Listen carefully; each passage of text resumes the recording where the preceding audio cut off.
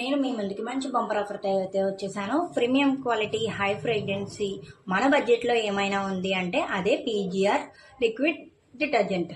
ఇది just 2 cup use చేస్తే సరిపోతుందండి. మన 150 వాషెస్ వరకు వస్తుంది.